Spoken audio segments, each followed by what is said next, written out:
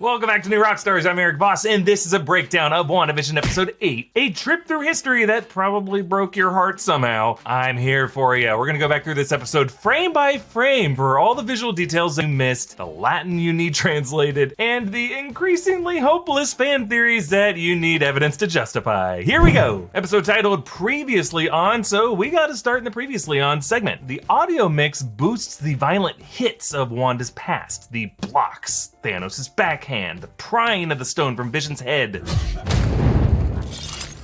Just a reminder that Wanda's past has been brutal. She has suffered so much, but all this suffering is so that she can learn a key lesson about grief, that it is actually love persevering. You'll notice the Marvel title card fades to purple, the color of Agatha Harkness, as we open on this Salem witch trial. Sorta like Agatha's in the comics, but here, trial by witches. When your own coven doesn't want you, you know you f***ed up. Leading this coven is Agatha's mother, Evanora Harkness, wearing the brooch. Its three figures resemble the three graces of Greek mythology, though given this is a coven, it could reflect the three witches of Macbeth or the three fates of Greek mythology, which does connect with Agatha plucking Wanda's hair to represent Wanda's lifeline. Evanora accuses her daughter. You have betrayed your coven, stole knowledge above your age and station. I did not break your rules. They simply bent to my power. This is similar to Stephen Strange, who learned sorcery too quickly and fast-tracked himself to Sorcerer Supreme by reading forbidden texts on magic from the Dark Dimension. In Agatha's case, her forbidden textbook was The Darkhold,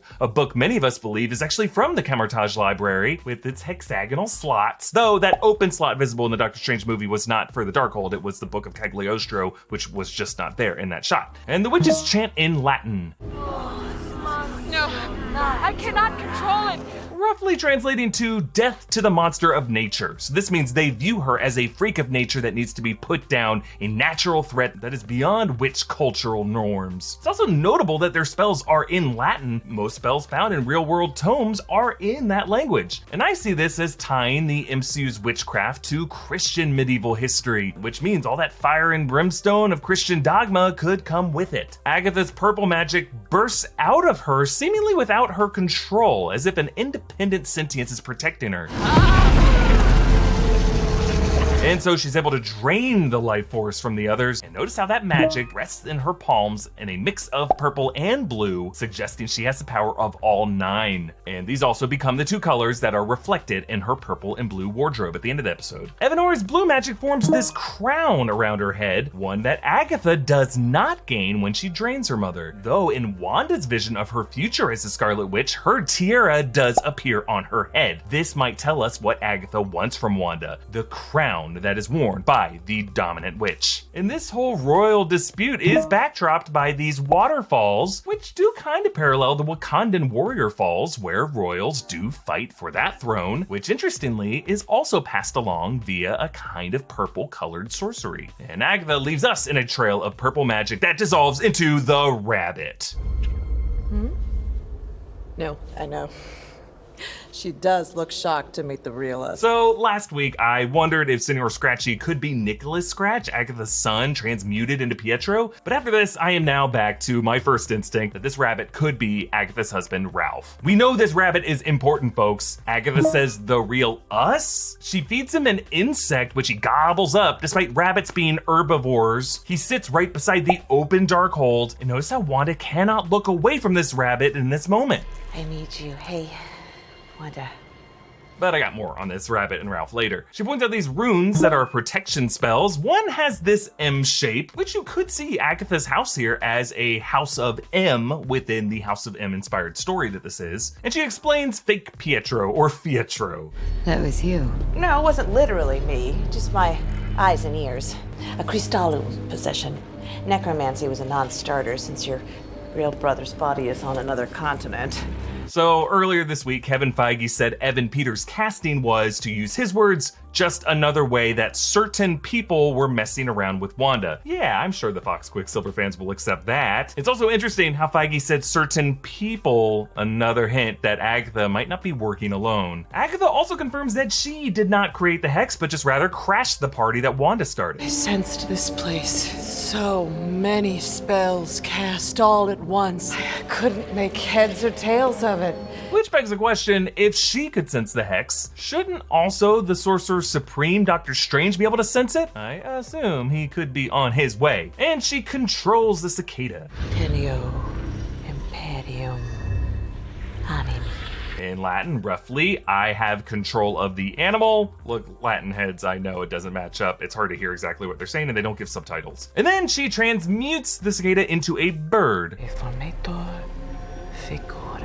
Which roughly in Latin, transform your appearance. And then she uses Wanda's hair to project her back into her memories.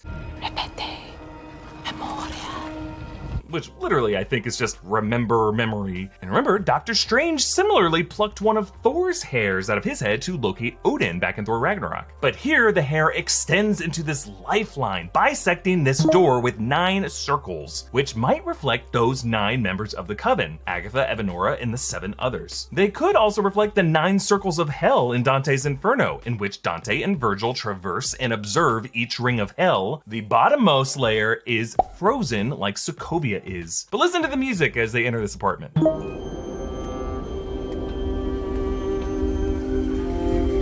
Yeah, those cello notes sounds a lot like the tragic porch theme from the end of Infinity War, moments after Wanda lost vision and dusted into the void.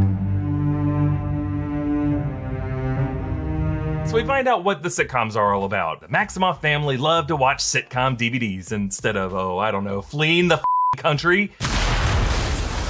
So what do we got here? I Love Lucy, Bewitched, Addams Family, Who's the Boss, I Dream of Jeannie, Malcolm in the Middle. Well, this was in 1999. Malcolm in the Middle season 1 didn't come out on DVD until 2002. Oh, shut up, this is sweet. And notice what her mom does. Don't look.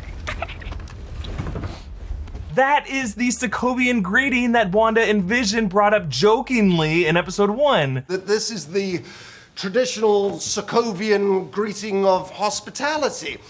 Guess who? Oh, is that my host behind me? It certainly is. Shut up, it's sweet. So Wanda singles out her favorite TV episode as The Dick Van Dyke Show, Season 2, Episode 21, It May Look Like a Walnut. Now, technically, that's the 20th episode to air that season, but the DVD set reorders it to number 21. But this isn't just any episode, folks. In this episode, Rob watches a scary sci-fi TV program about aliens and glowing walnuts, about people losing their thumbs because the aliens don't want humans to be able to make technology that can threaten them. And then he wakes up in a Twilight Zone scenario in which this seems to have come true. This is exactly what Westview is for Wanda. It is a classic sitcom that also has elements of the Twilight Zone that seems to be weirdly obsessed with flying saucers and aliens. And with Hayward seems to be connected to a plot about playing God with tech out of paranoia of alien threats. And meanwhile, their descriptions of this genre match the genre-bending aspect of WandaVision itself, along with where this show might be going. Shenanigan is like problem, but more silly than scary, but can sometimes be a little scary. A silly mission that always becomes fun. By the end of the episode, you realize it was all a bad dream. But then, boom, you looking for this? The home gets bombed. And then we see that Stark Industries bombshell feet away, the story they told in Age of Ultron, and of course it beeps. The same sound effect and blinking red light as that Stark toaster in the commercial. But interestingly, this bomb failed to detonate not by chance, but rather Wanda using a probability hex, one of Wanda's chaos magic powers in the comics, and a major detail confirming that Wanda's powers did not come fully from the Mind Stone, but existed in a lower powered form from birth, meaning this is in her DNA. She's got a mutant gene, folks. But then notice behind the bomb, Dick Van Dyke says on the TV, "Well, I must scream. Oh, what a nightmare." And I am legally obligated to point out every mention of the word nightmare just because nightmare ends up being in this. Then to the Hydra Lab, where Wanda tells Agatha, "We wanted to change the world." Started as a political ideal, but Wanda is now capable of doing this literally. And then I love this transition. The camera pulls back into the chamber, but just kidding, we're actually seeing a mirror surface, but no camera reflected in that mirror. I keep mentioning references to Contact in these breakdowns, but this impossible mirror shot is also a famous maneuver from that movie. It's one of my favorite shots ever in movies. And in that scene, that was a flashback to a childhood trauma, just like this is for Wanda. Now, this Mind Stone oddly seems to select Wanda. It washes yellow radiation over her, and her eyes reflect the silhouette of her future form, or maybe an alternate reality form. Either way, a true Nexus being, the Scarlet Witch. This actually could be the figure we saw briefly in Wanda's eyes at the end of episode 6, the moment she hexpanded and for the first time threatened this universe with a House of M style rewrite. And then when they try to play back the video, it glitches from right before to right after, just like the editing glitches later in Westview. Also, I'm sorry to keep doing this, but this also happens in the movie Contact when external video skips over Ellie's trans-dimensional trip. Seriously, is that damn cameo gonna be Jodie Foster? Wanda watches an episode of The Brady Bunch with Cindy Brady's doll. This is the same doll Vision practiced diaper changing on in episode 3, and then onto the Avengers compound. Again, listen to the music. Oh, Wanda, moving on up. So where are we now? The Avengers compound. Yeah, that music is a dark version of the classic Avengers theme. This is set around the time of Civil War, when she was under lockdown and getting to know Vision, making some pepper cash together. She watches an episode of Malcolm in the Middle where the roof collapses on Bryan Cranston, maybe reflecting how Wanda's hex begins to collapse as the decades progress into that era. And then Vision gives us the amazing line, really the reason these two weirdos are able to fall in love. But what is grief? If not love, persevering. Agatha wipes a tear. Now, this might be more sarcasm, but Wanda isn't looking at her. I think Agatha connected to that. She is so desperate. Come on, Wanda. You're on the precipice. You are right there. Tell me how you did it. Vision was gone, but you wanted him back. I wanted him back. And notice Agatha's face as Wanda leaves. This witch is going through something. I believe Agatha lost someone she loved, and that is why she was so genuinely emotional when she heard Wanda could raise the dead. You can do that? You know, I've been looking and listening at these characters for a while, but do you ever wonder what they smell like? I'm super self-conscious about smelling because I used a weird soap for a while. The brands of big soap that you're probably using daily are packed with harmful chemicals, and most of them smell like it too. Plastic figurines are fun to collect, but I'm not out here trying to smell like one. Well, Dr. Squatch is changing the hygiene game with their natural healthy products that make you feel like a man and smell like a champion. They got all kinds of great scents, grapefruit IPA, deep sea goat's milk, pine tar, other ones like cedar citrus, bay rum. All of Dr. Squatch's soaps are made in the USA using the finest ingredients nature has to offer. Look on the label and you'll recognize everything in there. Hundreds of thousands of men already subscribe to Dr. Squatch, meaning every month fresh bars of Squatch show up at their door. If you use Dr. Squatch and you can honestly say it's not the best bar of soap you've ever used, they will send you your money back, no questions asked. I switched to Dr. Squatch like a week ago. I've been showering with it for the past week and it has brought a little bit of joy to my routine. It leaves my skin feeling refreshed and smelling like a clean man and not like a Funko Pop. New customers can get 20% off on orders of $20 or more when you use the promo code DSC New Rockstars 20. Click on the link in the description below. Again, that's 20% off on orders of $20 or more. Check it out with the link in the video's description. So at SWORD HQ, Wanda looks in at Hayward through the monitor just like she did via the drone camera in episode 5. And behind the desk is a star map. Front and center is Gemini, the twins, like Wanda Pietro, Billy and Tommy. And notice how Hayward calls Vision the Vision, which is also how it's listed on the deed. Nice to see the MCU use the like in the comics. And then Hayward shows Wanda Vision's parts. Bit hard to watch. The wiring pulls apart with a slick sound, as if it was sinew and muscle tissue.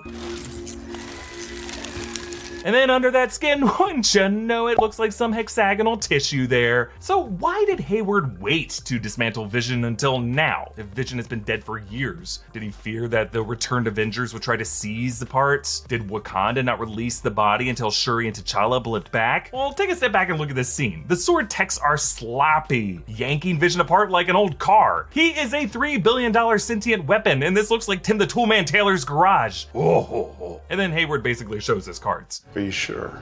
Excuse me?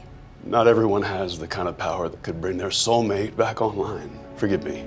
Back to life. And throughout this, he is watching Wanda closely with a bit of hopefulness, and he tells his men to stand down. Yeah, clearly this is all a show by Hayward. He wants Wanda to take this corpse. Over the past years, he has been trying to reboot Vision thousands of times to no avail. And now that Wanda Maximoff's back, he is butchering Vision, trying to incite Wanda into snatching the body and using her sorcery. Hayward hopes to bring this back online. And when Wanda leaves without Vision's corpse, he's disappointed. He lies to Monica saying that Wanda did, while throwing Monica at Westview, hoping for a sample of Wanda's magic, which he gets eventually with that Stark drone, getting the fuel for his Project Cataract to reboot Vision, giving us White Vision in the post-credits scene. Now, White Vision is from the Vision Quest comics in the West Coast Avengers series in the 80s, where the Avengers are trying to reassemble Vision's body. The visuals of him on the different tables actually look very similar, but because Vision does not have the same brainwaves that he used to have, he comes back in this soulless white form. In the comics, there's a lot of other characters involved with this, from the Grim Reaper to Wonder Man to Hank Pym to even the Human Torch, and technically Immortus, who is the same person as Kang the Conqueror. It seems like WandaVision might not bring in any of them. Hayward is really just a government villain who wants superheroes he can control as weapons, and the fact that White Vision has a Stark-esque arc reactor in his forehead where the Mind Stone would be echoes the way Tony Stark tried to do this, which led to the folly of Ultron and the saving grace of the True Vision. This plan is why Hayward here ultimately just puts a price tag on Vision. I cannot allow you to take $3 billion worth of vibranium just to put it in the ground. But if you think about it, that is exactly where the vibranium belongs. The vibranium that made Vision was stolen from the soil of Wakanda. Meanwhile, Wanda's plan, it seems like, was to try to bury Vision in that plot he bought for them in Westview, New Jersey. Which, if you think about it, when did he get that deed? He must have done it before they went on the run after Civil War in 2016. He is essentially a guy who got an engagement ring after the first date. In other words, a creep. And Wanda says here, I can't feel you.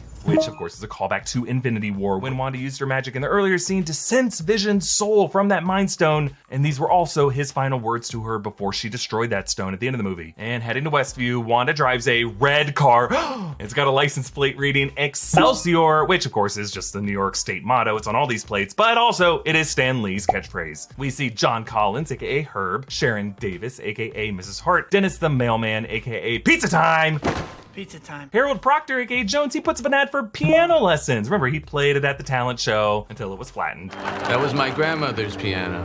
And on the deed, Vision's note is outlined in a heart, like the date on the calendar in episode 1, the heart they could not remember the meaning of. And his address, 2800 Sherwood, could be an nod to Sherwood Schwartz, the producer of The Brady Bunch and a bunch of other sitcoms. And it is signed off by the name Kate Weddle, who is an assistant art director on WandaVision. And in her grief, Wanda uses her sorcery to construct this dream home. The house builds in jigsaw chunks, interestingly, evoking the puzzle pieces of Joe Quesada's House of M cover. And this hex spreads like a wave, a reversal of Wanda's admission earlier to feeling like she was caught in the wave, getting toppled over and over. Now she is a seismic event that spreads the wave outward. The Westview dairy billboard reverts from the red carton modern one to the old-timey bottles, just like Wanda's glitching milk last episode. And then over on the right, a new ad for Lagos paper towels make cleaning up a snap. Like, you know, the snap that Thanos did. The movie theater marquee changes from Tannhauser Gate, a nod to Blade Runner. That was the warp station referenced in the amazing Tears of Rain monologue. But now it reads Big Red and Kidnapped, the way these town residents are essentially kidnapped in a big red hex. And inside the house, Wanda recreates Vision solely out of yellow magic, due to her magic being amplified by the yellow Mind Stone. And in the TV reflection, you can see Vision's Mind Stone is the last part of him to form. This means that the Vision in Westview is resurrected purely from Wanda's magic and has no corporeal counterpart. Yet he is still real inside the hex, because remember, Hayward was able to track his vibranium decay. All this means that as a Nexus being, Wanda isn't just creating illusions, she's creating real, tangible alternate realities. And then in the TV studio behind the stage lights is the year 2013, which does anchor this final Modern Family sitcom year as the year 2013, even though on the outside world it is 2023. And then outside, final scene, Agatha restrains Billy and Tommy on these choke leashes. You have no idea how dangerous you are. You're supposed to be a myth, a being capable of spontaneous creation. Here you are, using it to make breakfast for dinner. Which calls back Wanda failing at Agnes's recipes in episode 1 and just improvising breakfast for dinner. But now looking back on it, those complex recipes provided by Agnes might have actually been spells from the Darkhold that Agatha was using to test Wanda. This is why Agatha's so frustrated that rather than following the basics like she had to, Wanda could just skip that textbook. And Agatha ends with, "This is chaos magic, Wanda, and that makes you the Scarlet Witch.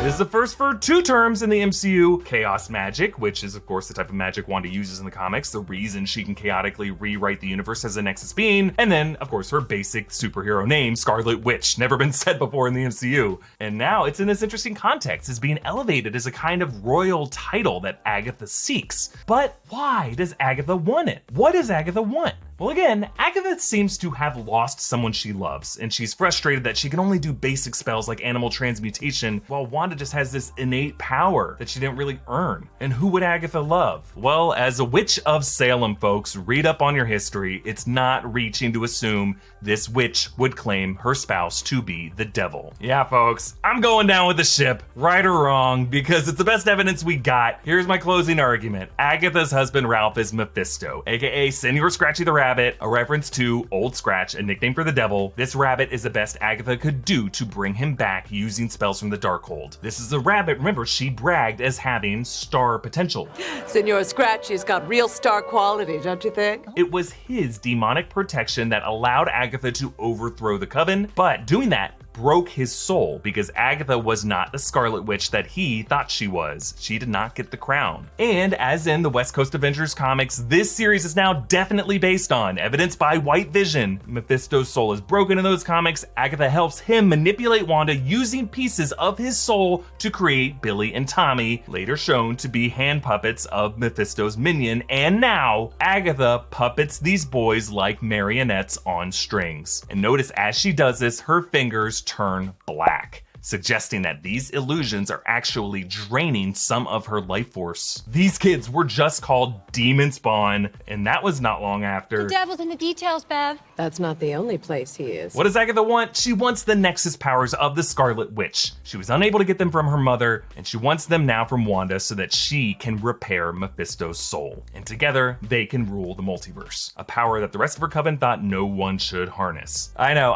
it seems like the Bettany cameo tease might have been just him trolling us, but I am gonna place my bets on Mephisto showing up in the finale. He's gonna be played by an actor so beloved, no one's gonna care that he's been off screen all season, or how weird it is that the MCU has Satan in it now. And no, China censorship does not actually apply here. We did a whole video on why, check it out. So Mephisto, you are clear for landing. We are so close, and don't you dare pull a DB Cooper on us. Hey, you can support this channel by checking out one of our wonderful merch options at newrockstarsmerch.com, like this An Unusual Couple shirt. And if you want to win a free PS5, our merch partners over at Epic Hero Labs are doing a giveaway. Just subscribe to the channel, Epic Hero Labs, and then head on over to epicheroshop.com/giveaway for more ways to enter. Every 10,000 subscribers are going to give away a new PS5, and they're so close to that next one, you could be the lucky winner. And of course, follow me on Instagram and Twitter at EA Voss. Follow New Rockstars. Subscribe to New Rockstars here on YouTube for all your WandaVision questions. Thank you for watching, and don't stop